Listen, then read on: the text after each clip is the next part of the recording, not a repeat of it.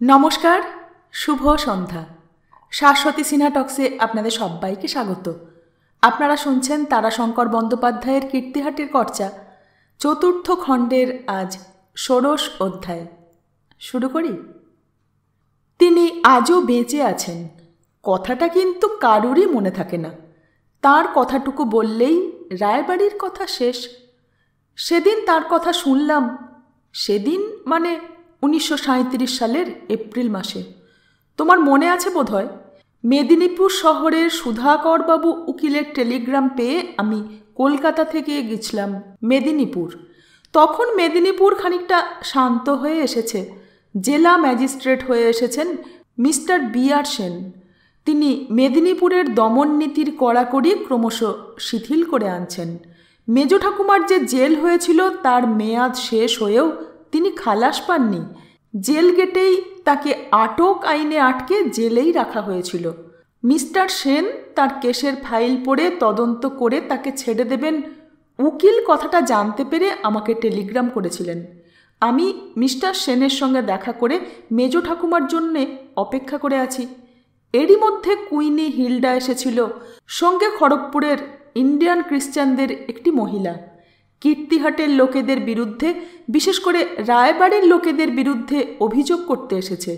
তারা কংগ্রেসকে ভোট দেয়নি বলে তাদের উপর অন্যায় জুলুম করছে। তারা অভিযোগ করতে এসেও আমার কথা শুনে হিলডা এসেছিল আমার কাছে। কুইনির ইচ্ছে খুব ছিল না, খ্রিস্টানদের প্রতিনিধি স্থানীয় মেয়েটির তো আদৌ ছিল না ইচ্ছে, কিন্তু হিলডার জেদে আসতে হয়েছে। তাদের আশ্বাস দিয়ে বলেছি, কয়েকটা দিন অপেক্ষা করো, আমাকে কীর্তিহাটে ফিরতে দাও, সেখানে লোকেদের সঙ্গে কথা বলে বুঝে উত্তর দেব। যদি নিবারণ করতে না পারি তবে তোমাদের বলে দেব, তখন তোমরা যা খুশি করবে।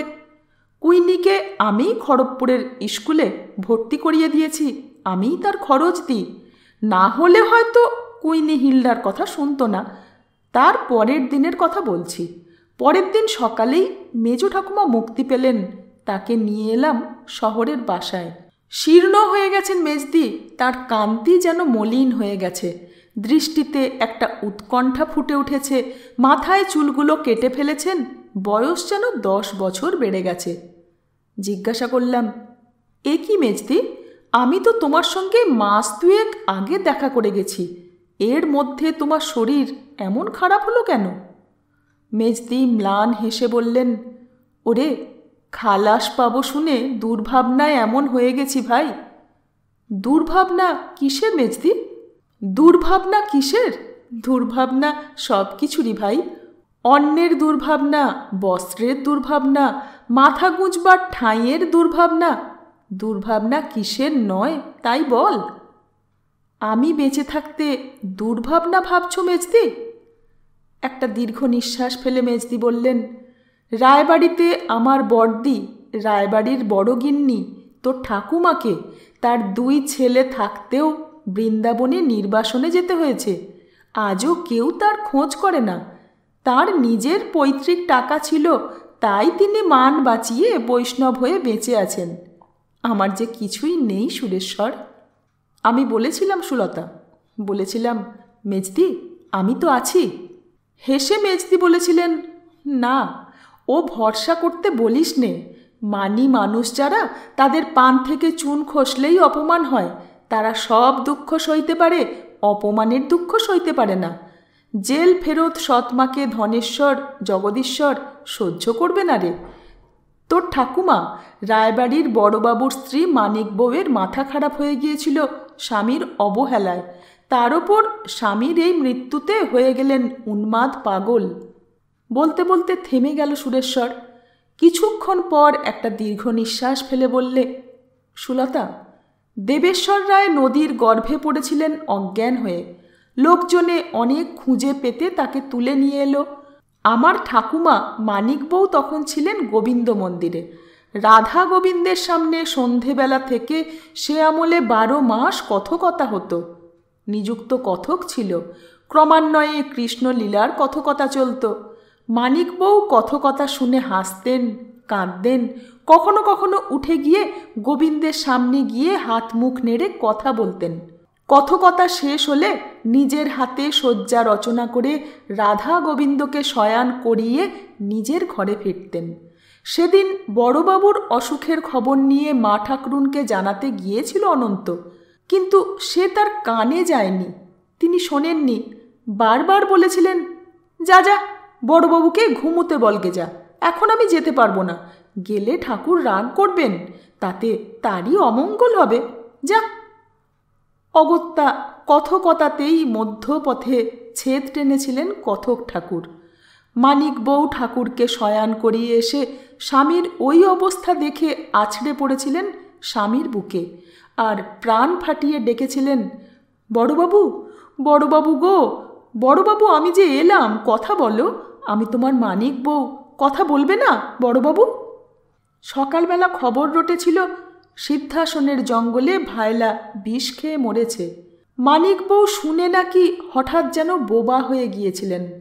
না, হলো না সুলতা, শুধু তো বোবা নয়, তিনি যেন শুকিয়েও গিয়েছিলেন।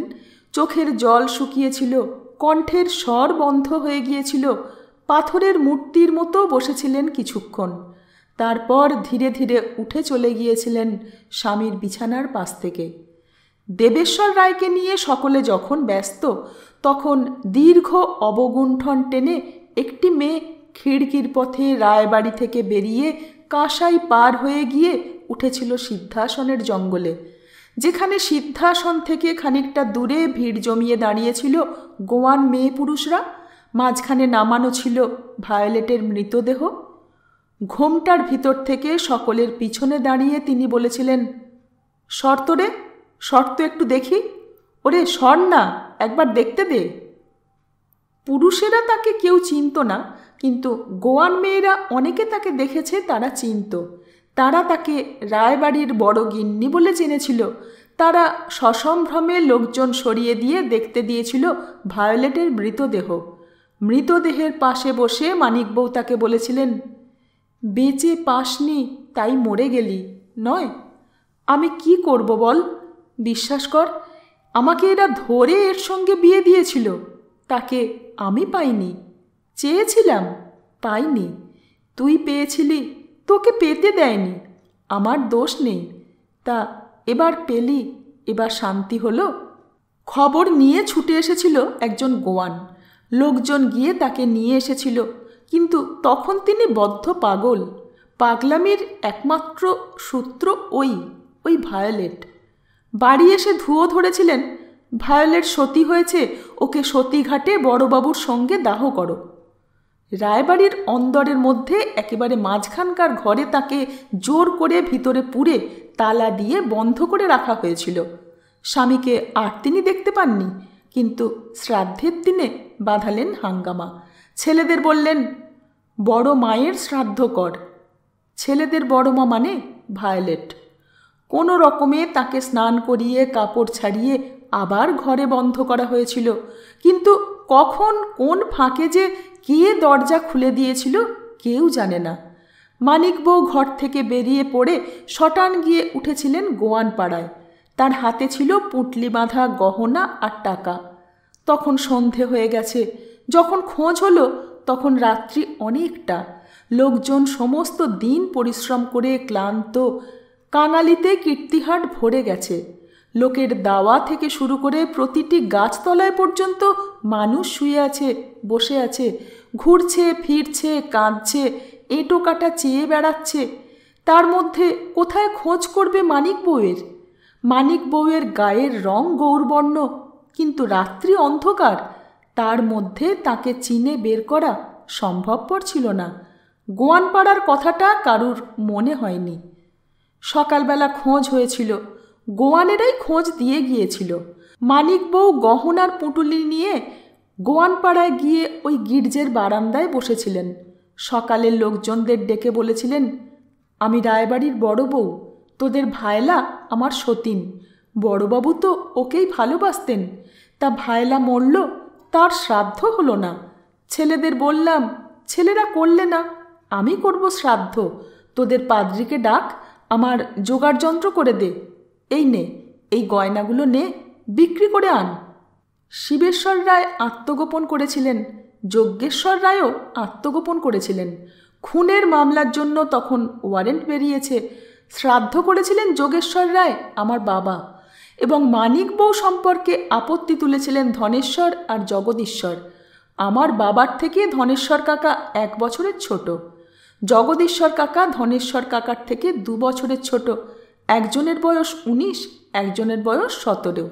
আত্মগোপন করে থেকেও শিবেশ্বর রায় এই সময়ের অপূর্ব সুযোগটি ছাড়েননি। ধনেশ্বর কাকা এবং জগদীশ্বর কাকা হঠাৎ একদিন গোবিন্দ মন্দিরে মানিক বউয়ের পথ আটকালেন। মেজ দাদু শিবেশ্বর রায় আত্মগোপন করেছিলেন এই মেদিনীপুরেই, সেই বাড়িতে, যে বাড়িতে আমি মেজদির অপেক্ষায় বসেছিলাম 1937 সালের এপ্রিল মাসে। যে বাড়িতে বসে মেজদির কাছে এই সব কথা শুনছিলাম, সেই বাড়িতেই আত্মগোপন মানে একটু আড়াল দিয়ে বসবাস করছিলেন। বাইরে নট অ্যাট হোম নোটিশ টাঙিয়ে বাস করার মতো। তিনি উকিলদের সঙ্গে পরামর্শ করছিলেন মানিক বউয়ের এই অপরাধ, এই গহনাগাটি নিয়ে গোয়ানপাড়ার গির্জের বারান্দায় পড়ে থাকার জন্যে। তার উপর পাতিত্ব দোষ চাপিয়ে তার ছেলেদের দেবোত্তরের সত্ত্ব থেকে বঞ্চিত করা যায় কিনা। উকিল নাকি বলেছিলেন, পাতিত্ব চাপানো যায় কিনা সে তো আমি বলতে পারবো না, তবে চাপাতে পারলে মূল দেবোত্তরের সত্ত্ব থেকে বঞ্চিত করা যাবে এটা নিশ্চিত। আর ভেবে দেখুন সেটা ঠিক হবে কি না। ওই দেবোত্তরের সম্পত্তি পত্তনিদার দরপত্তনিদার হিসেবে যা ভোগ করেন তা তো ওদের যাবে না। ভেবে দেখুন ভালো করে, একই মহালে শরিক হিসেবে থাকবেন, সেখানে ঝগড়া হবে। তাতে শিবেশ্বর রায় দমেননি। ছোট তরফের রামেশ্বর বিলেত গেছে, তার স্ত্রী মারা গেছে এখানে। রামেশ্বর বিলেত থেকে হয় ফিরবে না, নয় মেম বিয়ে করে ফিরবে। সুতরাং শরিক এখন 3 তরফ নয়, 2 তরফ। 2 তরফের এক তরফ বড় তরফকে পতিত করতে পারলে থাকবেন এক, এবং অদ্বিতীয় মেজ তরফের কর্তা তিনি শিবেশ্বর রায়। তিনি তার 2 ছেলেকে ডেকে উপদেশ দিয়ে ব্যবস্থা করলেন। মন্দিরে ঢুকতে দিও না, বলো পাতিত্ব ঘটেছে। গোয়ানপাড়ায় কোথায় ছিলেন, কার বাড়িতে ছিলেন, কে বলতে পারে? কি খেয়েছেন কে জানে? ধনেশ্বর তখন গোয়ানপাড়ায় চোলাই করা মদের স্বাদ গ্রহণ করতে শুরু করেছেন। তখন তিনি 19 বছরের নবযুবক, 17 বছরের জগদীশ্বর রায়। একটু থামল সুরেশ্বর। পাশেই বসেছিল অর্চনা। অর্চনা জগদীশ্বর রায়ের বড় মেয়ে, সম্ভবত বলতে কুণ্ঠা বোধ করছিল। অর্চনা বললে, থামলে কেন সুরদা? বাবা জ্যাঠামশাইয়ের চেয়ে 2 বছরের ছোট, তখনও স্কুলে পড়েন। রায়বাড়ির রত্নেশ্বর রায় এইচই স্কুলে 3rd ক্লাসে বছর 3 আছেন। তিনি মদ খেতেন রাত্রে, দিনে গন্ধের ভয়ে মদ খেতেন না। স্কুলে যেতে হতো, তবে তার বার্ড মশাইয়ের ভিতর চরস গাঁজা পোড়া থাকত। তিনি 3টে নেশা করতেন, মদ, গাঁজা, চরস। সুলতা বললে, থাক এসব কথা থাক সুরেশ্বর, আমার প্রাণ হাঁপিয়ে উঠছে।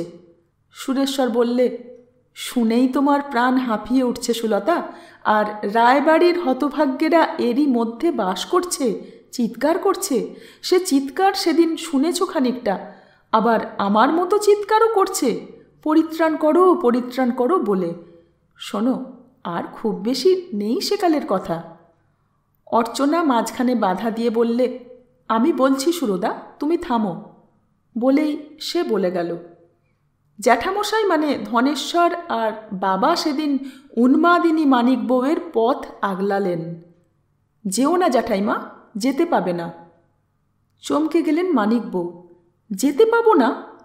না, তোমার জাত গেছে। কি কি কি? তোমার জাত গেছে। আমার বাবা জগদীশ্বর রায় হাত পা নেড়ে ভেঙিয়ে কথা বলে সুলতাদি, সে ছেলেবেলা থেকেই। হাত পা নেড়ে মুখ ভেঙিয়ে সে বললে, সেদিন ক্রিশ্চান সতীনের ছাদ্য করতে গয়নার পুটলি নিয়ে সারা রাত গোয়ানপাড়ায় পড়েছিলে।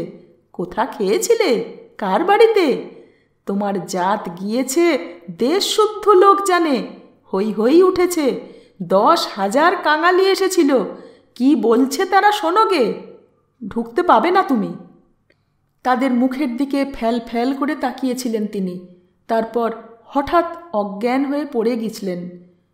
সুরেশ্বর বললে, আশ্চর্য সুলতা, পুরো একদিন অজ্ঞান হয়ে থেকে যখন জ্ঞান হলো তখন তিনি যেন বোবা হয়ে গেছেন।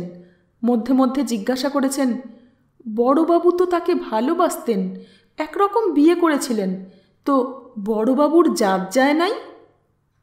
তখন বড় তরফের সঙ্গীন অবস্থা, আমার বাবা যোগেশ্বর রায় ছুটে গেছেন দাদার কাছে, যজ্ঞেশ্বর রায়ের কাছে। যজ্ঞেশ্বর রায়ও শিবেশ্বরের মতো কলকাতায় রয়েছেন, নিজের বাড়িতে থাকেন না, অন্য বাড়িতে থাকেন। বিডন স্ট্রিটে ওর যে বাড়ি ছিল সেই ঠিক পাশের বাড়ি ভাড়া নিয়ে সেখানে ওয়ারেন্ট অ্যাভয়েড করে থাকতেন। তার কাছে গেল ছোট ভাই। যজ্ঞেশ্বর রায় বললেন, মাকে নিয়ে এসো কলকাতায়, পাগল সার্টিফিকেট নাও ডাক্তারের কাছে, তারপর একটা বাড়ি ভাড়া করে বন্ধ করে বেঁধে টেঁধে রেখে দাও। কথাটা বড় চাউর হয়ে গেছে, এছাড়া পথ নেই। বাবা পারেননি মাকে বেঁধে কলকাতায় আনতে। জ্যাঠামশাই রাত্রে গিয়ে মাকে নিয়ে এসেছিলেন। তখন মানিক বউ উন্মাদ নন, অথবা উন্মাদ রোগের উপসর্গটা পাল্টে গেছে। মধ্যে মধ্যে চিৎকার করেন, ঠাকুর তুমি এসে বলো, সাক্ষী দাও ঠাকুর।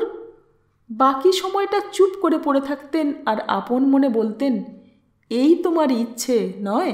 তোমাকে ভজলে কলঙ্কের ভাগী হতেই হবে। বেশ, তাই হোক।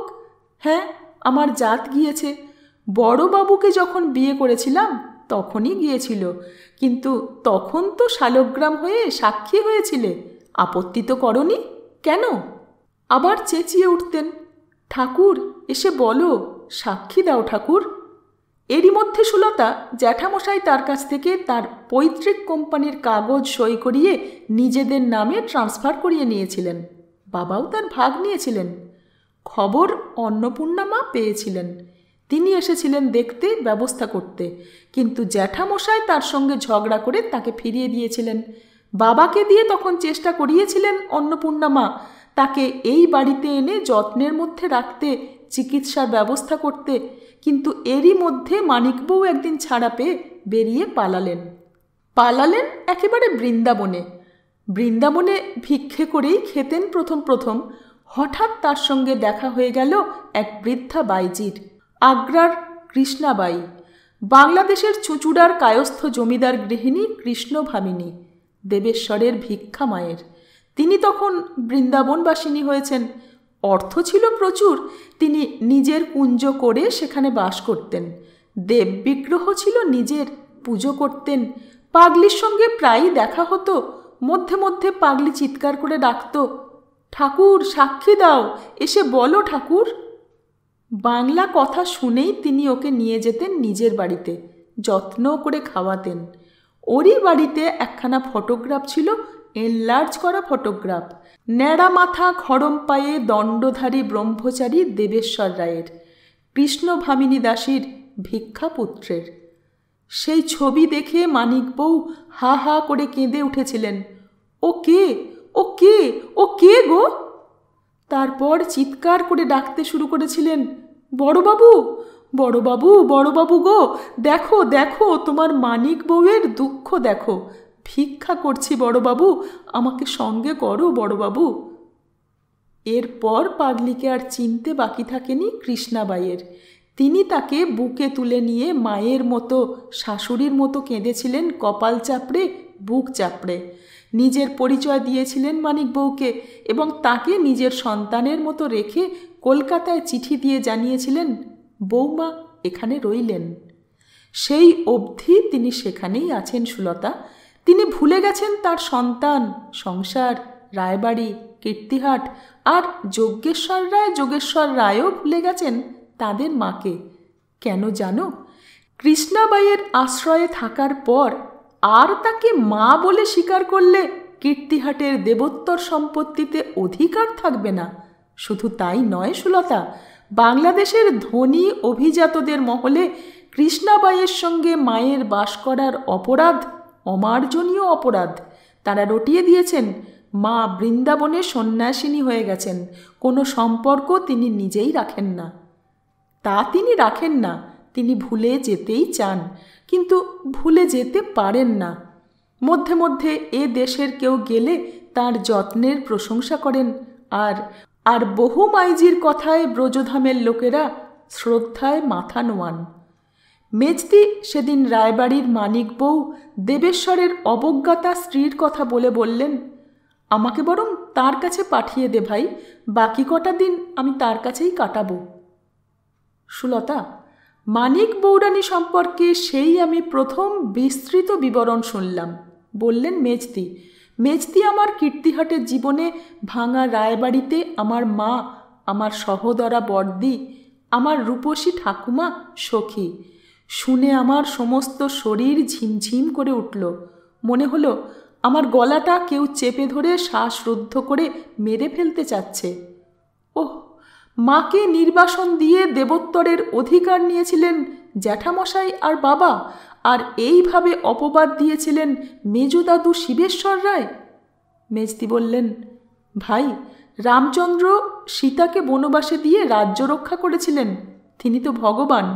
হায় পঙ্গু ভগবান, হায় রাজ্য, এ রাজ্যে তার দায় থেকে আমি কি করে বাঁচব বলতে পারো ঠাকুর? মেজদি অবাক হয়ে গেছিলেন আমার কথা শুনে। সুলতা, ঠিক এই সময়ে বেলা তখন 2টো। মেজদি জেল থেকে রিলিজড হয়ে বাড়িতে এসে পৌঁছেছিলেন 8টা, 8:30টায়। তারপর ঠাকুমার কথা শুনতে শুনতে 2টো বেজে গিয়েছিল। খেয়াল ছিল না 2টো বেজে গেছে। কথায় ছেদ টেনে দিলে বাইসিকেলের ঘণ্টা। টেলিগ্রাম কলকাতা থেকে এসেছে। কাম ইমিডিয়েটলি, ম্যাটার ভেরি সিরিয়াস। রথিনের কাকা টেলিগ্রাম করেছেন। কলকাতায় সন্ধ্যাতেই রওনা হলাম সুলতা। মেজদিকে পাঠাতেই হলো কীর্তিহাটে, কারণ মেজদি খালাস পেলেও কীর্তিহাটের মধ্যেই তার গন্তব্যের গতিবিধি টেনে দেওয়া হয়েছিল। কলকাতায় পৌঁছলাম রাত্রি তখন 11টা। হাওড়া থেকে বরাবরই গিয়ে উঠেছিলাম হরিশ মুখার্জি রোডের বাড়িতে। গিয়ে দেখলাম তারা অন্নপূর্ণা মায়ের শেষকৃত্য করে সেইমাত্র ফিরছেন কেওড়াতলা থেকে। ভোরবেলা অন্নপূর্ণা মা মারা গেছেন। রাত্রি 8টার সময় থেকে হার্ট অ্যাটাক হয়েছিল। সন্ধ্যার সময় বম্বে থেকে টেলিগ্রাম এসেছিল রথিন আত্মহত্যা করেছে। টেলিগ্রাম করেছিলেন রথিনের বাবা। রথিন এক নার্সকে নিয়ে বিলেত পালাচ্ছিল। রথিনের বাবা অর্চনাকে সঙ্গে নিয়ে তার পিছনে পিছনে ছুটে গিয়েছিলেন তাকে ধরতে, তাকে ফেরাতে। সেখান থেকে টেলিগ্রাম করেছিলেন রথিন নেই, আত্মহত্যা করেছে। খবরটা শোনবা মাত্র অন্নপূর্ণা মা বুকে হাত দিয়ে কি হলো বলে বসে পড়েছিলেন। তারপরই অজ্ঞান হয়ে যান। ভোর 4টে নাগাদ দীর্ঘ 80 বছরের জীবনে বোধহয় কালের হাতে হার মেনে ভোরের নিস্তব্ধতার মধ্যে মুখ লুকিয়ে চলে গেলেন। কীর্তিহাটে যখন গিয়ে পৌঁছলাম সুলতা, তখন কীর্তিহাট অত্যন্ত উত্তপ্ত। ওদিকে গোয়ানপাড়ায় সরকারি তাঁবু ফেলে রিলিফ সেন্টার খোলা হয়েছে। একটা ছোট পুলিশ ক্যাম্প বসে গেছে তাদের রক্ষণাবেক্ষণের জন্য। এদিকে কীর্তিহাটে সেটেলমেন্ট ক্যাম্পের জন্য নেওয়া বাড়িগুলোতে একটা বড় দল পুলিশ এসে বসেছে। তাদের সঙ্গে আছেন একজন এএসপি। সাধারণ তদন্তের জন্য একজন ডেপুটিও এসে রয়েছেন তাদের সঙ্গে। অতুলেশ্বর যা করেছিল বা করতে পারত তা তার নিজস্ব পুণ্য, কিন্তু সেই পুণ্যে বিচিত্রভাবে বোধহয় কাল মাহাত্ম্যে রায়বাড়ি এবং কীর্তিহাট পুণ্যবান হয়ে উঠেছিল। সেকালে পুলিশ যার ওপর অত্যাচার করেছে এই কারণে সেই পুণ্যবান বলে খ্যাতি লাভ করেছে। সে তোমার অবিদিত নয়। বিচিত্রভাবে গোয়ান নির্যাতন পর্বে জমিদার বাড়ি এবং কীর্তিহাটের হিন্দু প্রজারা একসঙ্গে এক দড়িতে বাঁধা পড়ার মতো অপরাধী বলে নির্ধারিত হলেও তারা দমেনি, কারণ প্রমাণ ঠিক হাতে নাতে কিছু পাওয়া যায়নি। কীর্তিহাটের কেউই দমেনি। এরই মধ্যে জগদীশ্বর কাকা আত্মহত্যা করেছেন। গোটা গোয়ান পাড়াটা পুড়ে গেছে। অগ্নিকাণ্ডের মধ্যে জীবন্ত পুড়ে মরেছে হিলডা বুড়ি। চার্চের 2 দিকে 2খানা খড়ের ঘর ছিল। একখানায় স্কুল হতো, অন্যখানায় থাকতেন পাদ্রী সাহেব। হিলডা জ্বলন্ত চার্চে ঢুকেছিল মাদার মেরির ছবিখানা বাঁচাবার জন্যে। গোয়ানপাড়ার লোকে বলে এর মধ্যে কীর্তিহাটের কংগ্রেসিরা আছে আর রায় জমিদারেরা। আমরা কংগ্রেসকে ভোট দিই নাই বলে কংগ্রেস ওলারা গোসা করে আমাদের এখান থেকে ভাগায়ে দিবে বলেছে। জমিদার বাড়ির লেড়কা অতুলবাবু ভি কংগ্রেসে আছে, জেল থেকে সে হুকুম ভেজিয়েছে। আর জগদীশ বাবু আর সুখেশ্বর বাবুর লেড়কারা হামাদের ভাগায়কে জমিন কিনে লিবে, এই মতলবে জবরদস্তি জুলুম লাগাইলে, পেহলে হামাদের গাছ কাটিয়ে নিলে। এর সঙ্গে আরও অনেক অভিযোগ সুলতা। কমলেশ্বর ওদের খাসি ধরে বিক্রি করে দেয়, ওদের পাড়ার মেয়েদের পিছনে ঘোরে, দু একজন মেয়ের সঙ্গে তার কলঙ্কের সম্পর্কও আছে। প্রত্যক্ষ প্রমাণ তারা দিতে পারে। তারা এখানে একটা প্রতিবাদ মিটিং করেছিল, সুরাবর্তী সাহেবের লোক এবং খড়গপুরের হার্টসন এসেছিল মিটিংয়ে। তাদের উপর কংগ্রেসের লোকে যে অত্যাচার করছে তার প্রতিবাদ করেছিল তারা। সে মিটিংয়ে গোপাল সিং ছত্রীর বাড়ির যে ছেলেটির হাত কুপিয়ে খোঁড়া করে দিয়েছে বিমলেশ্বর কাকা, সেও তাতে বক্তৃতা করেছে।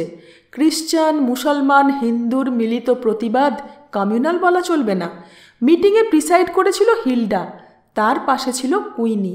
এই মিটিংয়ে কমলেশ্বরবাবু আর কীর্তিহাটের কংগ্রেস ভলান্টিয়াররা এসে ঢেলা মেরে মিটিং বরবাদ করে দিতে চেষ্টা করেছিল। জগদীশ্বরবাবু তাদের পাড়ায় বন্দুক ঘাড়ে নিয়ে শিকার করবার অছিলায় এসে শাসিয়ে বলেছিলেন, চলে যাও তুম লোগ ইহাঁ সে, দাম দেনে কো লিয়ে তৈয়ার হ্যায় হাম, লেকিন হিয়াঁ রহন নেহি দেগা, কভি নেহি। একটু উল্টো পাল্টা হলো সুলতা। আগে জগদীশ্বর কাকার শাসানি, তারপর মিটিং, তারপর ছোটোখাটো ব্যাপার, তারপরই একদিন পুড়ে গেল গোয়ানপাড়া। হিলডা পুড়ে মরল। তার ঠিক দুদিন পরই জগদীশ্বর কাকা আত্মহত্যা করলেন।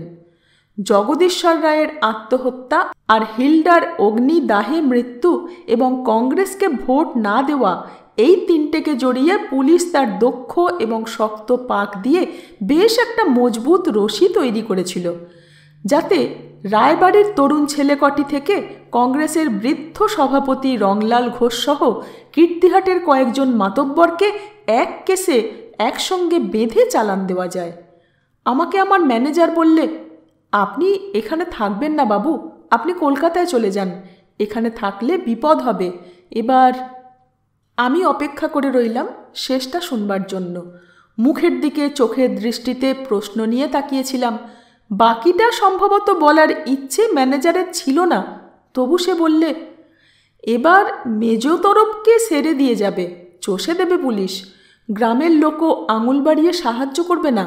তার উপর জগদীশ্বরবাবু এবার এলেন যেন সাপের 5 পা দেখে এলেন। অর্চনা বিধবা হলো, আপনি তার বিয়ে দিয়ে দিয়েছিলেন, উনি 1 পয়সা খরচ করেননি। সেই মেয়ের টাকা উনি নিজের কবজায় পেয়ে একেবারে বিলকুল ভুলে বসে ভাবলেন পুরনো আমলের রায়বাড়ির দাপট ফিরিয়ে আনবেন। গোয়ানদের সঙ্গে কংগ্রেসের বিরোধ হয়েছে যেই শুনলেন, অমনি ধরলেন আমি সোজা করে দিচ্ছি ওদের। হিল্লাকে ডেকে বললেন, হিল্লা, কিছু কিছু টাকা নিয়ে তোরা এখান থেকে চলে যা, যাদের আবাদি জমি আছে তাদের দাম আমি দেব, এখানে তোদের থাকা চলবে না। আমি বারণ করলাম, বললাম, বাবু, সুরেশ্বরবাবু আসুন, তিনি বলে গেছেন দুপক্ষকেই। তা আমাকে ধমক দিয়ে বললেন, ছুঁচোর গোলাম চামচিকে কোথাকার, তুই আমাকে বারণ করতে আসিস? পিছন থেকে রঘু বললে, লালবাবু, অর্চি দিদি আসিয়াছে নিচে। অর্চনা আমাকে চিঠি লিখেছিল, অত্যন্ত বিব্রত হয়ে চিঠি লিখেছিল এই সবের জন্যে। তারপর জগদীশ কাকা আত্মহত্যা করেছেন, না হলে আমি এসেই ওর সঙ্গে দেখা করতাম, হয়তো ও বাড়িতেই নামতাম। নিচে নেমে এলাম, দেখলাম অর্চনা চুপ করে একটা চেয়ারে বসে আছে, স্থির নিষ্পন্দের মতো, নিঃশ্বাস পড়াও বোঝা যায় না। টেবিলের উপর নত দৃষ্টিতে তাকিয়ে ভাবনায় যেন ডুবে আছে। আমি পিছনে এসে দাঁড়িয়েছি, তাও সে বুঝতে পারেনি। আমি ডাকলাম, অর্চনা। নীরবে ঘাড় ফিরিয়ে তাকিয়ে আমাকে দেখে ফুঁপিয়ে কেঁদে উঠল। বুঝলাম জগদীশ্বর কাকার আত্মহত্যার আঘাতটা মর্মান্তিক হয়ে ওর বুকে লেগেছে। টেবিলের উপর মাথা রেখে ফুঁপিয়ে কাঁদছিল অর্চনা। আমি সান্ত্বনা দিয়ে বললাম, কাঁদিস নে ভাই, কি করবি বল, এসব দুর্ঘটনা এমনভাবে ঘটে যে 1 মিনিট কি আধ মিনিট আগেও কেউ বুঝতে পারে না, ধরতে পারে না। অর্চনা বললে, সুরদা, আমার জন্যে সে আত্মহত্যা করলে, আমার বাবা আমার মুখে কালি লেপে দিয়ে। ছি ছি সুরদা, আমি যে ছি ছি করে মরে গেলাম, কি করে আমি মুখ দেখাবো বলতে পারো? কোথায় যাব বলতে পারো? ঘটনাটা বিচিত্র সুলতা। অর্চনার অদৃষ্ট নয়, রায়বাড়ির অদৃষ্ট অথবা কর্মফল, যা বলো তাই। গোয়ানপাড়া পোড়া এবং জগদীশ্বর কাকার আত্মহত্যার মধ্যে অপ্রত্যক্ষ যোগ থাকলেও প্রত্যক্ষ কোনো যোগাযোগ নেই।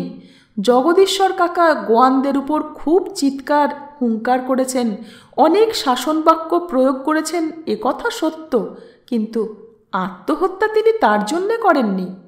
অর্চনা বললে, সুরদা, এ কথা মাকেও বলতে পারিনি, তোমাকে বলছি। তবে মা হয়তো আন্দাজ করেছে বাবা আমাকে নিয়ে এখানে আসবার পর থেকেই আর এক মানুষ হয়ে গেলেন, বড় মানুষ। খাওয়া দাওয়া, চালচলন, সমস্ত কিছুর হাল বদলে দিলেন। বাড়িতে কাজ করবার চাকর রাখলেন, চাপরাশি রাখলেন। খাওয়া দাওয়া, কাপড় চোপড়, পোশাক পরিচ্ছদে হঠাৎ যেন সব কিছুর বদল হয়ে গেল। এখানে এসেই আমার কাছে 500 টাকা চেয়ে নিয়েছিলেন কয়েক বিঘা জমি আমার নামে কিনবেন বলে। সেই টাকা থেকে এসব হচ্ছিল। জমি পরের নয়, জমি খানিকটা পতির জমি, তাই তিনি আমার নামে চেক কেটে বন্দোবস্ত করে দিয়েছিলেন। আমি এসব জানি, বুঝি, কিন্তু প্রথমটা বুঝতে চাইনি। টাকাটা আমি দিয়েছিলাম। কোন কথা, কোথাকার জমি, কার জমি জিজ্ঞাসা করিনি। ইচ্ছে হয়নি সুরদা, তবে আফসোস হয়েছিল কেন ও বাড়ি থেকে চলে এলাম। ও বাড়ির কথা তোমাকে বলিনি সুরদা, বলতে পারিনি। ওখানে মানে ও বাড়িতে ওদের ওই পুরুষটা পচে গেছে সুরদা, একেবারে পচে গেছে, আমাদের মতোই পচেছে। তবে শহরের পচন সুরদা, দেখে ধরা যায় না। অর্চনা এতক্ষণ পাথরের মতো বসে শুনেই যাচ্ছিল। সে এবার বাধা দিয়ে বললে, ওদের বাড়ির কথা তোমার রায়বাড়ির কথার মধ্যে নাই বা বললে সুরদা? হয়তো দুনিয়াতে এইটাই সাধারণ নিয়ম। মানুষ ওঠে তপস্যা করে, নামে, প্রশংসায়, মহিমায়, অর্থে, সামর্থ্যে অসাধারণ হয়ে উঠে বংশ প্রতিষ্ঠা করে যায়। তারপর 1 পুরুষ, 2 পুরুষ, 3 পুরুষে সব শেষ হয়ে পাঁকের মধ্যে ডুবে যায়, হারিয়ে যায়, আর কেউ খোঁজ করে না।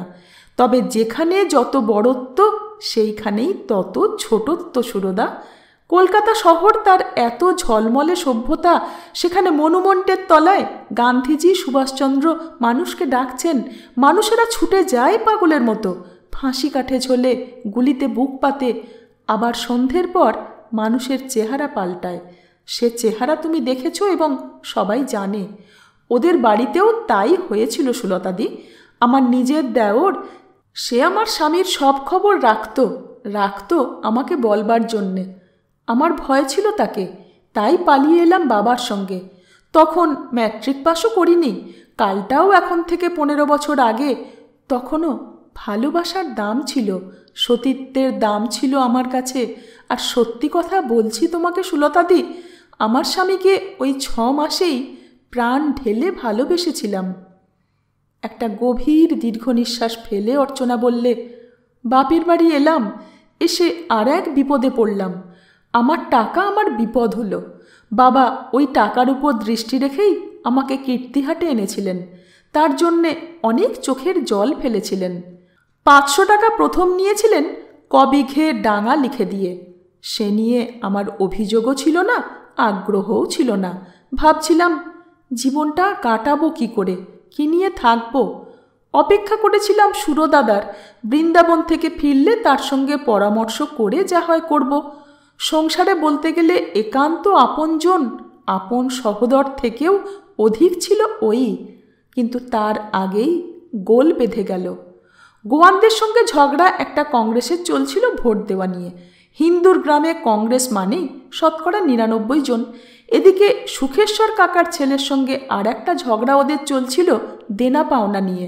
সুখেশ্বর কাকার আমল থেকেই ওর নিজের একটা মহাজনী কারবার ছিল। ওর পর কল্যাণেশ্বর দাদা প্রকাশ্যেই শুরু করেছিলেন। গোয়ানরা ছিল ওদের খাতক। সুখেশ্বর কাকা আগে সোনার উপর জিনিস রেখে টাকা দিতেন।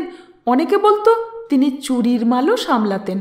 কিন্তু কল্যাণেশ্বরদা প্রকাশ্যে কারবার ফেঁদে জমি, পুকুর, সম্পত্তি বন্ধক নিয়ে টাকা ধার দিত।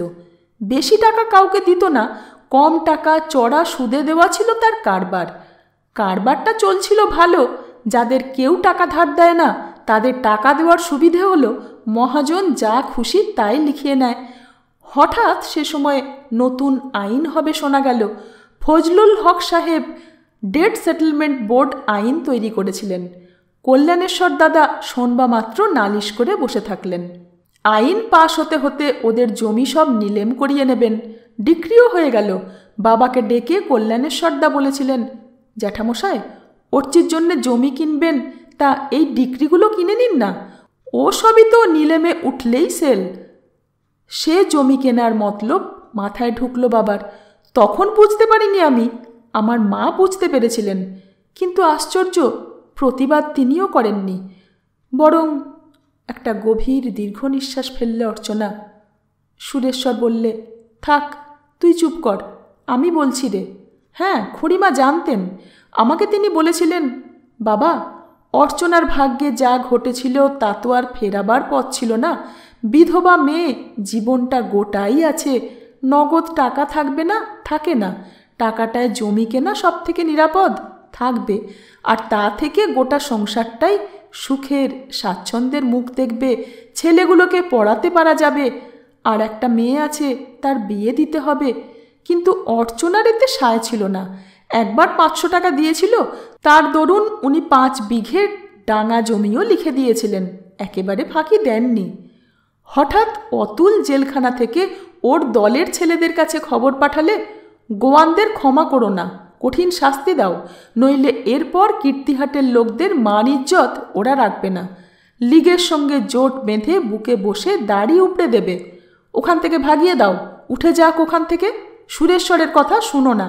সে একজন ধনীর শৌখিন খেয়ালি ছেলে। তাকে বলো এটা জমিদারির ব্যাপার নয়, এবং জমিদারি এতে চলবে না। তারপর পুড়ে গেল গোয়ানপাড়া। সঙ্গে সঙ্গে কল্যাণদা ব্যস্ত হয়ে উঠল। জ্যাঠামশাই, ডিক্রিগুলো জারি করবার জন্যে এর থেকে ভালো সময় আর হতে পারে না। আমি আর ফেলে রাখবো না। আপনি যদি নিতে চান তবে কিনে নিন। আমার 14টা ডিক্রিতে 5,000 কয়েক টাকার ডিক্রি। 4,000-এ অর্চিকে আমি দিতে পারি। দেখুন, না হলে আমার আরও খদ্দের আছে। কথাটা ভাঁওতা নয়। গোয়ানদের ঘর পুড়ে গেছে।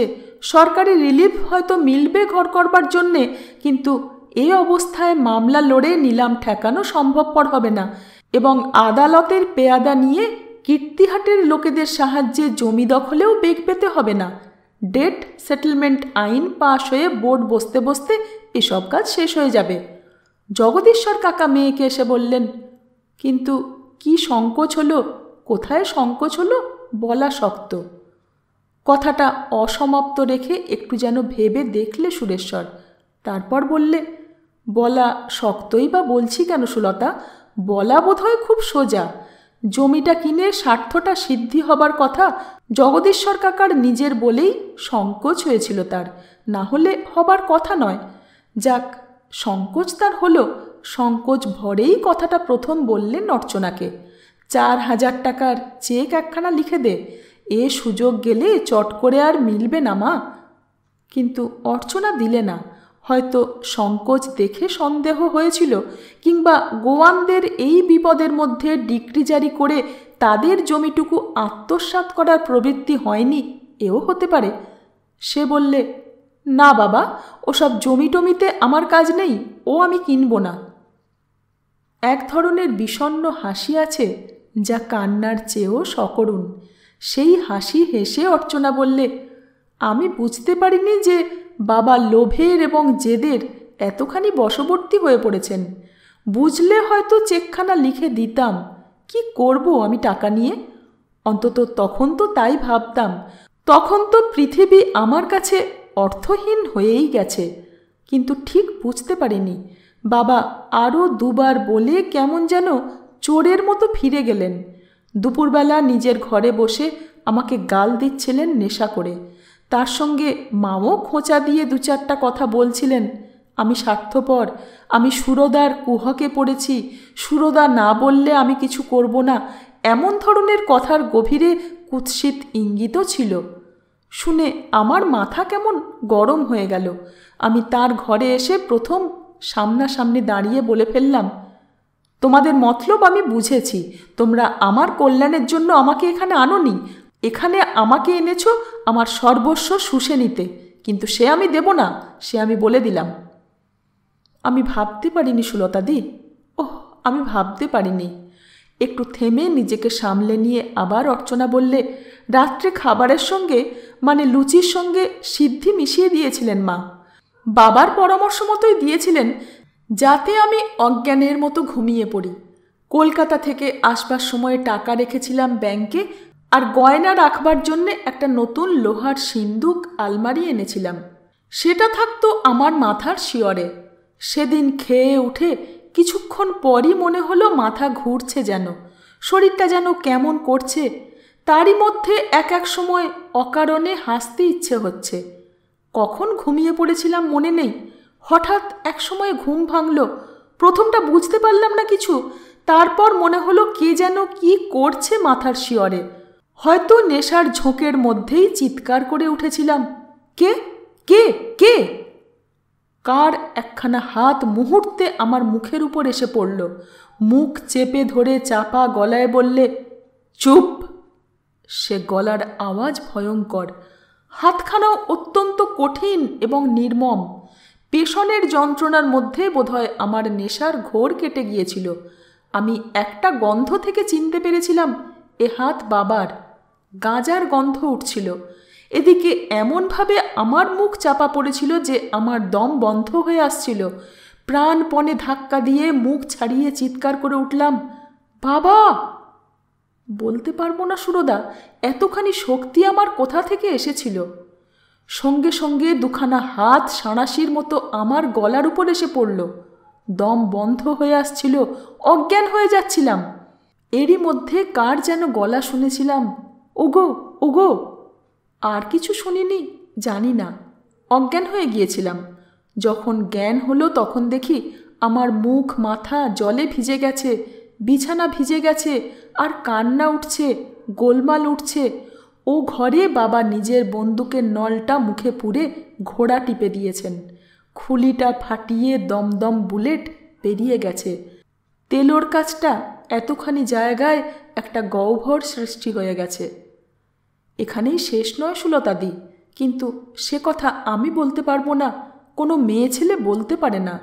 রায়বাড়ি এত বড় বাড়ি, এত তার মান, এত তার মর্যাদা, এখনও জমিদারি সুরদার টাকার বাঁধনে আটকে আছে। তার মর্যাদা মান তো বাঁচাতে হবে। তার জন্য হতভাগিনী একটা কন্যাকে বলি যদি দিতেই হয়, তো না দিয়ে উপায় কি? ওহ বলে সে দুই হাতে নিজের মুখ ঢাকলে। সুরেশ্বর বললে, সুলতা, সম্পদের মধ্যে বিষ আছে, জীবনকে বিষিয়ে দেয়। রায়বাড়ি সেই বিষে একেবারে জর্জরিত হয়ে গিয়েছিল। আক্ষেপের সঙ্গে ঘাড় নেড়ে সুরেশ্বর বললে, ধনেশ্বর কাকা মেজ তরফের বড় ছেলে, তিনি ভাইপোদের সঙ্গে পরামর্শ করে রটিয়ে দিলেন কি জানো সুলতা? রটিয়ে দিলেন, অর্চনার ঘরে গভীর রাত্রে সাড়া পেয়ে জগদীশ্বর উঠে এসেছিল বন্দুক হাতে করে, কিন্তু কন্যার কলঙ্ক, বংশের কলঙ্ক ঢাকবার জন্যে নিজের ঘরে গিয়ে আত্মহত্যা করেছেন। অর্চনার মা মুখ টিপে বন্ধ করে রইলেন। প্রতিবাদ করা দূরে থাক, মুখ তুলে মেয়ের দিকে একবার তাকালেন না পর্যন্ত। হয়তো তাকাতে পারলেন না। সুরেশ্বর বললে, সেদিন দুপুরবেলা বিবিমহলে টেবিলের উপর মাথা রেখে ফুঁপিয়ে ফুঁপিয়ে কাঁদতে কাঁদতে সমস্ত কথা আমাকে বলে অর্চনা বললে, আমি কোথায় যাব, কি করব, কি করে এরপর জনসমাজে মুখ দেখাবো বলতে পারো সুরদা? আমাকে একটা পথ দেখিয়ে দাও। আমি চুপ করে বসে সামনের জানালা দিয়ে তাকিয়েছিলাম কাঁসাইয়ের ওপারের সিদ্ধাসনের জঙ্গলের দিকে। যে জানালাটার নিচে মধ্যে মধ্যে গোয়ানপাড়ার মেয়েরা এসে খিলখিল করে হাসত, এবং বিবিমহলের একটু পশ্চিমে কাঁসাইয়ের দহের মধ্যে তারা মৎস্যকন্যার মতো সাঁতার দিত। যে জানালাটার ওপাশেই কাঁসাই তীরভূমির লম্বা অর্জুন গাছগুলোর ডালে বসে বউ কথা কও পাখি ডাকত, এটা সেই জানালা। আমি কোনো পথই দেখতে পাচ্ছিলাম না। না সুলতা, পাচ্ছিলাম না নয়, পথ আমি দেখতে পাচ্ছিলাম, কিন্তু সে কথা বলতে, অন্তত অর্চনাকে বলতে আমার সাহস ছিল না, এবং পূর্ণ সত্য প্রকাশ করতে হলে নিজের ক্ষুদ্রতাও বলতে হবে। অকপটে স্বীকার করছি, পথ ছিল, দেখতে পাচ্ছিলাম অর্চনার আবার বিবাহের পথ, সেই পথই একমাত্র তার সার্থকতার পথ। কিন্তু আমি জানতাম অর্চনা সে পথ নেবে না, নিতে পারে না, এবং কীর্তিহাটের রায়বংশের শেষ সমৃদ্ধ এবং সম্পদশালী পুরুষ আমার জিহ্বা একথা উচ্চারণ করতে পারছিল না। বলবার চেষ্টা করতে গেলে ইচ্ছে হচ্ছিল নিজের গলা চেপে ধরি। অথচ আমি 20th সেঞ্চুরির মডার্ন জার্নালিস্ট যোগেশ্বর রায়ের ছেলে, আমি নিজে আলট্রা মডার্ন আর্টিস্ট সুরেশ্বর রায়। নগ্ন বাস্তবতা যে কি বিচিত্র সত্য তা সেদিন বোধহয় প্রথম অনুভব করে অবাক হয়ে গিয়েছিলাম। জীবনে যাকে জীবনের দাবি বলে অন্তরে অন্তরে মানি, স্বীকার করি, বাইরে তাকে সমাজের দায়ে, বংশমর্যাদার দায়ে স্বীকার করতে পারলাম না। সুলতা, কিছুতেই আমি বলতে পারলাম না অর্চনাকে, অর্চনা তুই আবার বিয়ে কর। বরং মনে করতেই যেন মন কেমন করে উঠেছিল, রায়বাড়ির বিধবা মেয়ে আবার বিয়ে করবে। অর্চনা আমাকে আবার প্রশ্ন করলে, বলো সুরদা, বলো আমি কি করি এখন, কি করা উচিত? একটু চুপ করে থেকে বললে, তোমাকে একটা কথা বলিনি সুরদা, তোমাকে বলি সেটা, আমার ভয় করছে টাকা গয়নার জন্যে আমাকে এরা মেরে ফেলতে পারে, কিংবা আমাকে। চুপ করে গেল অর্চনা। সবিস্ময়ে জিজ্ঞাসা করলাম, তোর মিথ্যে কলঙ্ক দেবে? তা দিতে পারে, কিন্তু দিয়ে তো কোনো লাভ হবে না, টাকাটা তো তাতে পাবে না। হয়তো আমার শ্বশুরবাড়ি থেকে যেটা মাসোহারা সেটা বন্ধ হতে পারে, কিন্তু যে টাকাটা ইন্স্যুরেন্সের দরুন পেয়েছি, যে গয়নাগুলো আছে, সে তো আমারই থাকবে। লোভ তো ওদের এইগুলোর ওপরেই। বুঝতে পারছিলাম না অর্চনা কি বলতে চাচ্ছে। বললাম, কি বলছিস তুই? অর্চনা শুধু বললে, সেজ কাকার অসাধ্য কর্ম ছিল না, সে সব পারত। দাদু ঠাকুরদের গহনা গালিয়ে বিক্রি করে নিজেদের কতকগুলো পতিত জমি, খারাপ জমি বিক্রি দেখিয়েছিলেন, কিন্তু সবটা করেছিলেন সুখেশ্বর কাকা। উনি তার মধ্যে থেকেও সোনা সরিয়েছিলেন, আর সরিয়েছিলেন দামি পাথর। জানতে পেরেও দাদু কিছু বলতে পারেননি। কল্যাণেশ্বরদা তার থেকেও ভয়ানক, সে সব পারে, পারে না এমন কাজ নেই। ভয় আমার ওকেই, নইলে কত অনাথা বিধবা মেয়ে গ্রামের লোকের ভরসায় কুঁড়ে ঘরে দুঃখ মেহনত করে জীবন কাটিয়ে দেয়। পেটের ভাবনা ছাড়া আর কিছুর ভাবনা তো থাকে না। শুধু কল্যাণেশ্বরদা কেন? একটা দীর্ঘ নিঃশ্বাস ফেলে অর্চনা বললে, সুরদা, আমার সমবয়সী 2 মাসের ছোট আমার থেকে জ্যাঠামশায়ের ছেলে অরুণেশ্বর, তোমার জ্যাঠার ছেলে প্রণবেশ্বর, এদের কাউকে বিশ্বাস নেই। তুমি জানো না সুরদা, তুমি যেদিন বৃন্দাবনে গেছো তার 5 দিন পর প্রণবেশ্বরদা এখানে এসে হাজির হয়েছে, বাবা মারা যাবার ঠিক পরদিন। আমি শিউরে উঠলাম, চোখ দুটো যেন আপনা থেকে বন্ধ হয়ে এলো। রায়বাড়ির দিকে তাকাতে আমার ভয় করছিল, কথাটা মুখে আনতে আমার জিভ কুঁকড়ে যায়। অর্চনা বললে, তোমার যায়, কিন্তু সেদিন মানে বাবার মৃত্যুর পরই কথাটা ওদের মনে উঠেই ক্ষান্ত থাকেনি, জিভেও বেরিয়েছিল। আমি গেছিলাম ঠাকুরবাড়ি, মনের একান্ত দুঃখে মায়ের কাছে চুপ করে বসেছিলাম। কাছারি ঘরে বসেছিল কল্যাণেশ্বর আর প্রণবেশ্বরদা, ওদের কথা হচ্ছিল। দুজনেই তারা আমার মনোরঞ্জন বা মনোহরণের চেষ্টা করবে। কল্যাণেশ্বর বলছিল, পাপ? হ্যাঁ, তুমিও যেমন, ও পাপ 99টা ঘরে। মুসলমান খ্রিস্টানদের তো দোষই নেই, আর ও তো খারাপ হবেই। 17-18 বছরে বিধবা হয়ে ও সতী থাকবে? বেশ আছো তুমিও, ওই পয়সা কপালে সুরোর ভাগ্যে আছে। প্রণবেশ্বরদা উত্তর দিয়েছিলেন, আমার বিশ্বাস যা হবার তা হয়ে গেছে, বলে হাততালি বাজিয়ে হেসে উঠেছিল। তারপর আবার বলেছিল, আমি তো সাপ কথা বলে দিয়েছিলাম জামাই ছোকরাকে, রথিনকে, সে বিশ্বাসও করেছিল। সুরেশ্বর অর্চনাকে থামিয়ে দিয়ে বললে, সুলতা, আমার সেদিন মনে হয়েছিল রায়বংশ ধ্বংস হয়ে যাক, একটা ভূমিকম্প হোক, গোটা রায়বাড়ি থরথর করে কেঁপে হুড়মুড় করে সব ছেলে পিলে বুড়ো বুড়ি ধ্বংস করে দিক, এদের বেঁচে থাকবার আর কোনো অধিকার নেই। আমি দিক বিদিক জ্ঞানশূন্য হয়ে যে কথাটা বলতে পারিনি সেই কথাটাই বলে ফেললাম। বললাম, তুই আজই আমার সঙ্গে এখান থেকে চলে চল অর্চনা, কলকাতায় চল। সেখানে তুই নতুন করে জীবন আরম্ভ কর, পিছনটা মুছে দে, ভুলে যা।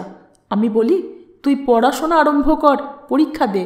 তোর যা বুদ্ধি তাতে তুই পাশ করতে পারবি, নিশ্চয় পারবি। তারপর নিজে বিচার করে যা হয় করিস। ইচ্ছে হয় আবার বিয়ে করে ঘর সংসার পাতিস, না হয় যা ভালো লাগবে করবি। ছি! অর্চনা আমাকে এমন একটা ছিছিক্ষার দিয়েছিল উত্তরে যে সেটা আমাকে সূচের মতো বিঁধেছিল। আমার রায়বংশে জন্ম সেটা যেন আমাকে চাবুক মেরে মনে করিয়ে দিয়েছিল। সেটা আজও ভুলিনি। ওর কাছে আমি মাথা হেঁট করেই থাকি। আজও ও ওরই সত্যটাকে সত্য করেই তুলে রেখেছে, রয়েছে, মিথ্যে হতে দেয়নি। এরই মধ্যে কখন যে বিকেল হয়ে গিয়েছিল সেদিন তা জানতেও পারিনি। জানতে পারলাম নিচের কোলাহলে। রঘুয়া এসে বললে, গোয়ানপাড়ার গমেশ, ভিকু আরও দুজন এসেছে, তারা দেখা করতে চায়, সঙ্গে একজন কনস্টেবল আছে। গমেশ ডিক্রুজ আমার কাছেই কাজ করত। তারা এই ভোটের ঝগড়ার পর থেকেই কীর্তিহাটে ঢুকতে হবে বলে ভয়ে আসে না। এবং ভয় শুধু তাদেরই নয়, আমার ওখানকার নায়েবও আমার জ্ঞাতিদের ভয়ে তাদের রাখতে সাহস করেনি। নিচে নেমে গেলাম। গমেশ ডিক্রুজ সেলাম করে বললে, হুজুর, দুপুরে ফিরে আসছেন শুনে এসেছি হামিলোক। হামিলোকের বাড়ি ঘর সব কিছু পুড়ে গেল বাবু, ছাই হয়ে গেল বলে গমেশ হাউ হাউ করে কেঁদে উঠল। কিছু বাঁচল না বাবু, কিছু না। ডিক্রুজ বললে, চার্চ পুড়ে গেল, মেরি মায়ের ছবি ছিল পুড়ে গেল। হামিলোককে রায় হুজুর 100 বরিশের নাগাছ হলো আনলেন, বসাইলেন বাবু। আমি তাদের সান্ত্বনা দিয়ে বললাম, কি করব বলো, আমি থাকলে হয়তো এমনটা হতো না। আমি ছিলাম না, এমন হয়ে গেল। বলতে পারবো না কার দোষ, কে দায়ী, আর তা বলেও লাভ নেই। যাই হোক, কি করতে পারি ভেবে দেখি। কাল সকালে আমি তোমাদের পাড়ায় যাব, দেখে আসব। গমেশ বললে, ডারকে মারে আপনার নকরি ছেড়ে দিয়েছি হুজুর, এই গায়ে আমরা ঢুকতে পারি না। কুইনি একটু চিঠি দিয়েছে আপনাকে, উনি আপনাকে যাবার কথা লিখেছে। আপনি নিজের চোখে দেখেন কি হাল হলো গোয়ানদের। কুইনির চিঠিখানা খুলে পড়ে দেখলাম সে লিখেছে, আপনার কথায় নির্ভর করে কি অবস্থা হয়েছে গোয়ানদের এসে দেখে যেতে অনুরোধ করছি। আজই এলে সুখী হব, কারণ আমি কালই চলে যাব খড়গপুর।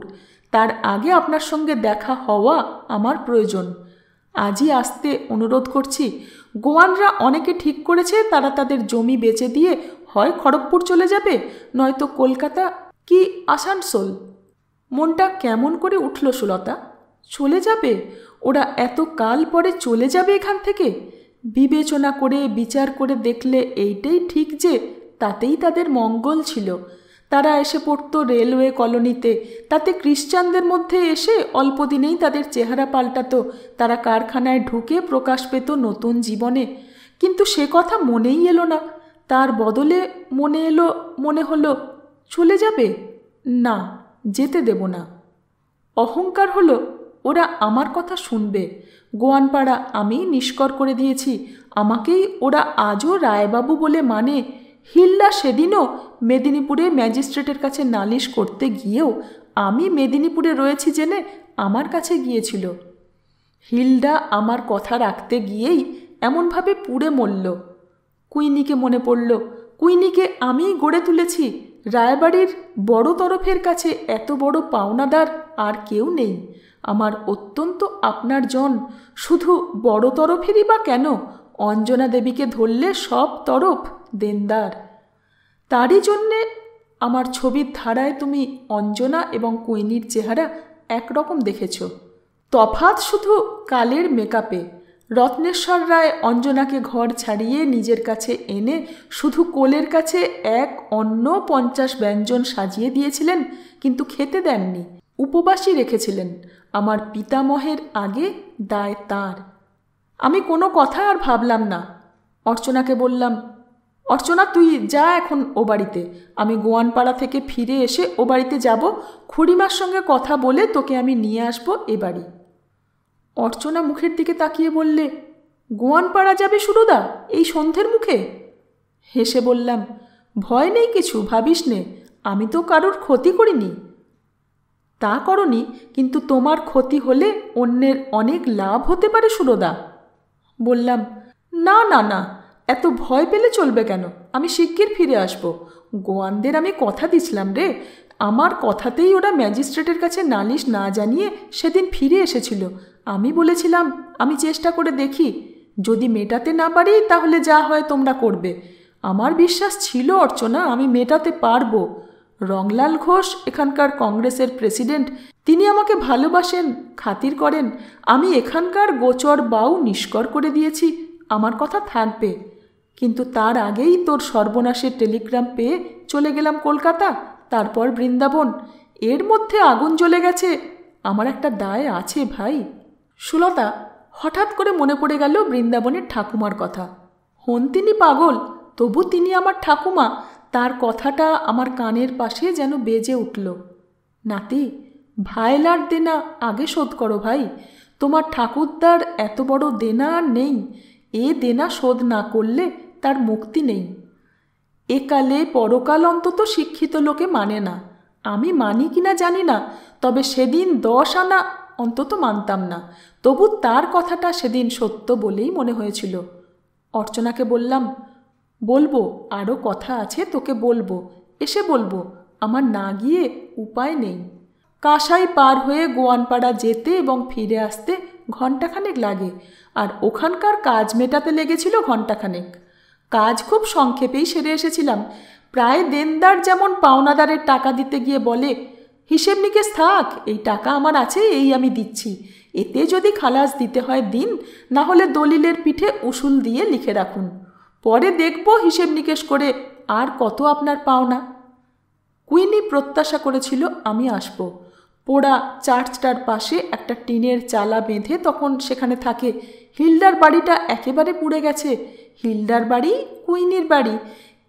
ওই চালাটার সামনে বসবার একটু ব্যবস্থা করে রেখেছিল, সেইখানেই বসেছিলাম। গোয়ানপাড়ার লোকেরা ভিড় করে এসে দাঁড়িয়েছিল ঘিরে। তাদের দিকে তাকিয়ে আমি চমকে উঠেছিলাম। মানুষগুলোর দৃষ্টিতে একটা বিরোধের রুক্ষতা যেন ঝিলিক মারছে।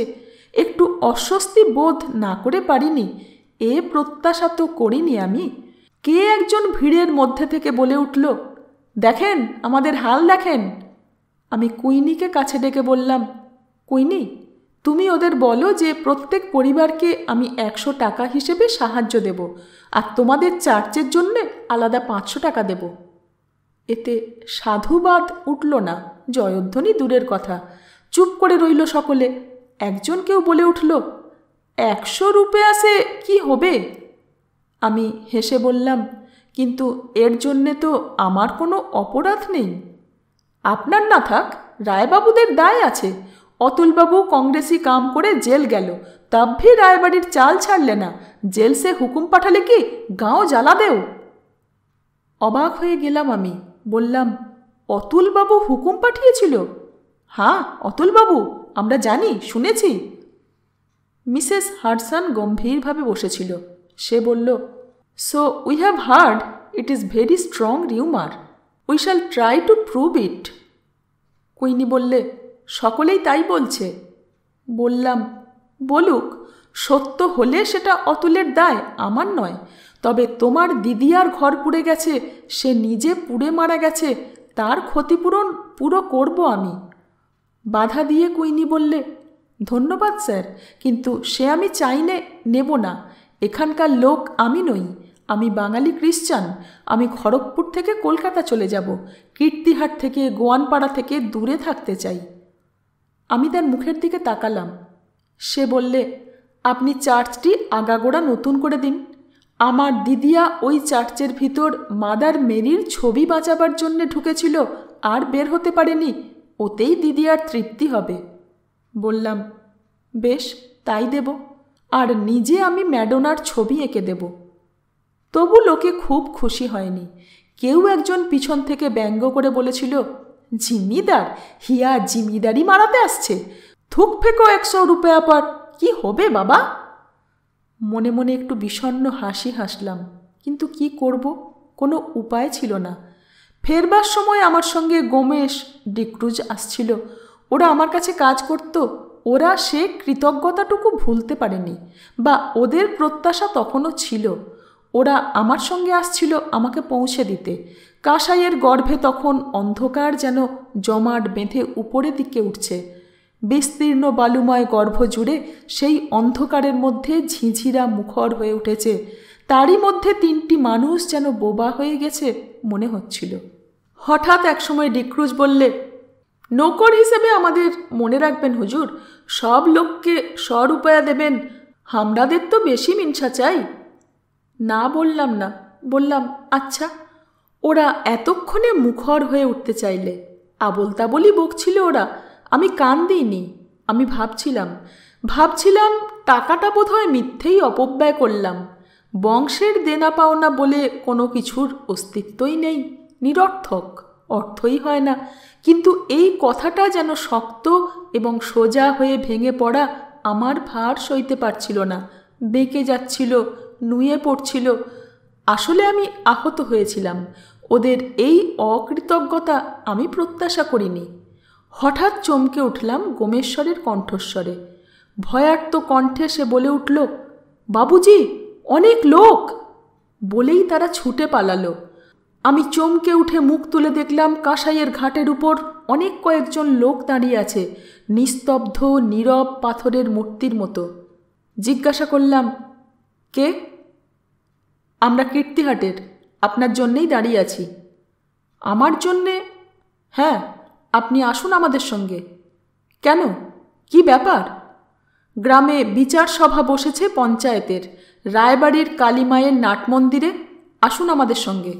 গিয়ে দেখলুম সত্যই নাটমন্দিরে গ্রামের লোকেরা জমায়েত হয়েছে। রায়বাড়ির প্রবীণতম পুরুষ ধনেশ্বর রায় থেকে প্রণবেশ্বর, কল্যাণেশ্বর প্রভৃতিরা একদিকে বসে আছে, অন্যদিকে বসে আছে দয়াল দাদা থেকে ব্রাহ্মণ, কায়স্থ প্রভৃতিরা। মাঝখানে বসেছেন বৃদ্ধ রংলাল ঘোষ, পাশে তার উকিল ছেলে। কংগ্রেসের সভাপতি রংলাল ঘোষ বিচারক সভাপতি। গ্রামের লোকেরা বিচার প্রার্থনা করেছেন। তার সঙ্গে আজ কণ্ঠস্বর মিলিয়েছেন রায়বাড়ির রায়বংশধরেরা। অভিযুক্ত আমি, সুরেশ্বর রায়। রংলাল ঘোষ বললেন, আসুন বাবা, বসুন, আপনার বিরুদ্ধে তো অনেক নালিশ গো। সুরেশ্বর বললে, দপ করে যেন আমার মাথায় আগুন জ্বলে উঠেছিল। ইচ্ছে হয়েছিল চিৎকার করে উঠি। একদিন এই নাট মন্দিরেই ভয়ার্ত মেজদিদির হাত ধরে প্রায় টেনে এনে ধনেশ্বর, প্রণবেশ্বর, কল্যাণেশ্বর সকলের মুখের উপর চিৎকার করে বলেছিলাম, এখানকার মালিক আমি, আমার হুকুম ছাড়া অন্যের অন্যায় হুকুম আমি চলতে দেব না। মেজ রায়গিন্নির অপমান হলে আমি সহ্য করব না। দিন ঠাকুর মশাই, মেজদিকে পুষ্পচরণোদক দিন। কথাটা তোমার বোধহয় মনে পড়বে সুলতা। সম্ভবত আরও মনে আছে সেদিনের কথা, যেদিন সেটেলমেন্ট সার্কেল অফিসার হরেন ঘোষের সামনে গোচর নিয়ে ধনেশ্বর কাকাদের ঝগড়ার মধ্যে আমি আদিপুরুষ কুড়ারাম রায়ের কর্চার কথা স্মরণ করে বলেছিলাম, কীর্তিহাট বসতবাড়ি আর গোচর নিষ্কত দিয়ে গেছেন কুড়ারাম রায়। তখন ধন্য ধন্য করে উঠেছিলেন এই রংলাল ঘোষ। সেদিন বলেছিলেন, হ্যাঁ, জমিদারের পুত্র ব্রাহ্মণের ছেলে বটেন বাবা আপনি, নমস্কার বাবা আপনাকে। মনে পড়ে গেল রত্নেশ্বর রায় যেদিন নিজের অধিকারে ফিরে এই কালীমায়ের মন্দিরের বারান্দায় প্রথম কাছারি করেছিলেন, প্রজাদের প্রণাম আর সেলামি নিয়েছিলেন। মনে পড়ল তার পরের দিন বীরেশ্বর রায় রত্নেশ্বরকে নিয়ে কাছারিতে বসে পুণ্যাহ উপলক্ষে জমিদারির সীমানার মধ্যে খেয়াঘাটের ডাক, হাটের ডাক আর মৌজা বীরপুরের মণ্ডলান আদায়ের ডাক করিয়েছিলেন সেদিনের কথা। আশ্চর্য সুলতা, জমিদারি নিজে কখনো করিনি, করতেও চাইনি, বরং প্রজারাই অযাচিতভাবে আমার কাছে বিচারের জন্য এসেছে সময়ে সময়ে। আমি বিব্রত বোধ করেছি। কিন্তু সেদিন, যেদিন তারিখ ছিল 1938 সালের মে মাসের শেষ, সেদিন ওই রংলাল ঘোষের সামনে অভিযুক্ত হিসেবে দাঁড়াবার সময় দেখলাম রায়বাড়ির জমিদারত্বের সবটুকু আশ্রয় হারা হয়ে কখন আমার মধ্যেই আশ্রয় গ্রহণ করে বলছে, আমাকে বাঁচাও। আমাকে প্রতিষ্ঠা করেছিলেন কুড়ারাম ভট্টাচার্য, তারপর সোমেশ্বর রায়, বীরেশ্বর রায়, রত্নেশ্বর রায় আমাকে গড়ে গেছেন। তারপর থেকে আমাকে সকলে হাতুড়ি মেরে ভেঙে ভেঙে আসছে। তার মধ্যে আমার মরতেও ভালো লাগছিল, কিন্তু এইভাবে আত্মসমর্পণ করে বলিদানের জন্তুর মতো মরতে আমার আর লজ্জার সীমা নেই, শেষ নেই। রংলাল ঘোষ হাত দিয়ে সামনের আসরে আমার বসবার জায়গা নির্দিষ্ট করে দিলেন। আমি ভুরু কুঁচকে খানিকটা ভেবে নিয়ে বললাম, নালিশ আমার বিরুদ্ধে কে করলে আপনার কাছে? সঙ্গে সঙ্গে অনেক লোক বলে উঠল, আমরা গ্রামের লোক। সমস্ত কণ্ঠকটি তরুণ। প্রবীণেরা মাথা হেঁট করে বসে রইলেন। আমি তাদের দিকে তাকিয়ে প্রশ্ন করলাম, গ্রামের লোকের অভিযোগ কি তা আমি জানি না, কিন্তু অভিযোগের বিচারের এই আইন, এই ব্যবস্থা কে করলে? বিচার উনি করতে বসেছেন কিসের বলে? একসঙ্গে অনেকগুলো হিংস্র মানুষ গর্জন করে উঠল, বললে, আমরা দিয়েছি, আবার কে? গ্রামের লোকেরাই দিয়েছি। কংগ্রেস প্রেসিডেন্ট উনি ছাড়া বিচার করবেন কে? রংলাল ঘোষ এবারও বললেন, অন্যায় কথা হলো বাবা, অন্যায় কথা হলো। দেখুন, জমিদার হন, ব্রাহ্মণ হন, যা হন, 10কে মানব না বললে চলবে না। দেশে আর 10-এ তফাৎ নেই বাবা, বিচার মানতে হবে। অভিযোগ শুধু গাঁয়ের লোকে করে নাই বাবা, আপনার বংশের এইসব এরাও করেছেন। মাথার মধ্যে, বুকের মধ্যে একটা কি যেন পাক দিচ্ছিল। মনে হচ্ছিল চিৎকার করে উঠি, বলি, না না না। আমার নীরবতার মধ্যে একজনকে বলে উঠল, উনি গ্রামের লোকের, দেশের লোকের ইচ্ছের বিরুদ্ধে তাদের সঙ্গে একরকম বিরোধ করেই আজ ওই গোয়ানপাড়ায় গিয়ে তাদের ঘর পিছু 100 টাকা সাহায্য দেব বলে এসেছেন। চার্চকে নতুন করে গড়তে যা খরচ লাগবে দেবেন। ইচ্ছে করে গাঁয়ের অপমান করেছেন উনি। তাছাড়া উনি গোয়ানরা গ্রামের লোকের বিরুদ্ধে যে অভিযোগ এনেছে, আনতে চাইছে, তাতেও একরকম সায় দিচ্ছেন, সাহায্য করছেন। এ তো আপনি করতে পারবেন না বাবা, এ তো হতে পারে না। আমি বললাম, সুলতা নিজেকে শক্ত করে নিয়ে শান্ত কণ্ঠে বললাম, কে কাকে দান করবে, কেন করবে, এ নিয়ে কারো কোনো আপত্তি চলতে পারে বলে আমি মনে করি না ঘোষমশাই। মাফ করবেন, আপনার বিচার আমি মানতে পারলাম না। গোয়ানদের ঘর পুড়েছে, তাদের সাহায্য করাতে যদি আপনাদের সঙ্গে বিরোধ করা হয় তবে তাই হলো। উঠে দাঁড়ালাম আমি। মুহূর্তে সমবেত কণ্ঠের আওয়াজ উঠল, তাই হলো? সঙ্গে সঙ্গে জনতিনেক বেশ শক্ত সমর্থ জোয়ান এসে আমাকে রূঢ়স্বরে বলল, বসুন আপনি। রংলাল ঘোষ বললেন, মাথা ঠান্ডা করুন বাবা, রাগ করে কোনো ফল হবে না, মাথা ঠান্ডা করে বসুন। আমি চলে যেতে চাইলাম, কিন্তু আমাকে জোর করে ধরে রাখলে কজনে। আমি স্তব্ধ হয়ে পাথরের মতো দাঁড়ালাম। আমি বসবো না, আমি মুখ খুলব না, আমি যেন পাথর হয়ে গেছি। কিংবা বলতে পারো রায়বংশের শেষ জমিদার, আমি পাথরের মতো অটল থাকতে চেষ্টা করলাম। হঠাৎ মনে হলো যেন রায়বাড়ির পলেস্তারা খসা নোনা ধরা ইটের ফাঁক থেকে অসম্ভব অবিশ্বাস্য অভিযোগ দাখিল করছে আমার বিরুদ্ধে। উনি অহিন্দু, উনি অধার্মিক, উনি টিপিক্যাল জমিদার, এখানে ডিভাইড অ্যান্ড রুল পলিসি চালিয়ে আমাদের বুকে বাঁশ দিতে এসেছেন। এই গোয়ানদের রায়বাবুরা এনে বসিয়েছিলেন মহাল শাসনের জন্য, প্রজা দুরস্ত করবার জন্য। এখন প্রজার আমল, প্রজাদের শাসন করবার জন্যে গোয়ানদের কোলের কাছে টানছেন। উনি জানেন না, কিংবা হয়তো জেনেও বুঝতে চান না যে এই গোয়ানরা মুসলিম লীগের সঙ্গে দোস্তি করে যখন হিন্দু কীর্তিহাটের বিরুদ্ধে রুখে দাঁড়াবে, সেদিন রায়বাবুদের কালীবাড়ির, গোবিন্দবাড়ির উপর আক্রমণ হবে সব থেকে আগে। কমিউনাল রায়ট বাঁধলে গোয়ানরা রায়বাবুদের সাহায্য করবে না, লীগের পাণ্ডাদের হুকুমে লীগের গুন্ডাদের হাতে লাঠি সড়কি জুগিয়ে দেবে। তাছাড়া পাকা সাতপুরুষের জমিদার নন্দনুনি, ইংরেজিতে বলে ব্লু ব্লাড, তার মধ্যে লাম্পট্যের তৃষ্ণা আকণ্ঠ। এত বয়স পর্যন্ত বিবাহ করেননি উনি। কেন করেননি? প্রচুর টাকা আছে। উনি উদারতা দেখিয়ে, স্বজন সেবাপ্রীতি দেখিয়ে টাকা খরচ করেন। মনের এক ধরনের বিলাস চরিতার্থ হয়, প্রশংসা হয়। তার ফাঁকে ফাঁকে ওদের মতো লোকেরা বাসনা চরিতার্থ করবার সুযোগ করে নেন। কথাগুলো বলছিলেন রংলাল ঘোষের উকিল ছেলেটি। আমি অবাক হয়ে শুনছিলাম। ওই গোয়ানদের, বিদ্রোষ গোয়ান, আমার বাবার পিসেমশাই ঠাকুরদাস পালকে খুন করেছিল। লোকে বলে রায়বাহাদুর ইশারা দিয়েছিলেন। গোয়ানদের একটা মেয়েকে নিয়ে এই সুরেশ্বরবাবুর ঠাকুরদাদা দেবেশ্বর রায় কেলেঙ্কারির আর বাকি রাখেননি।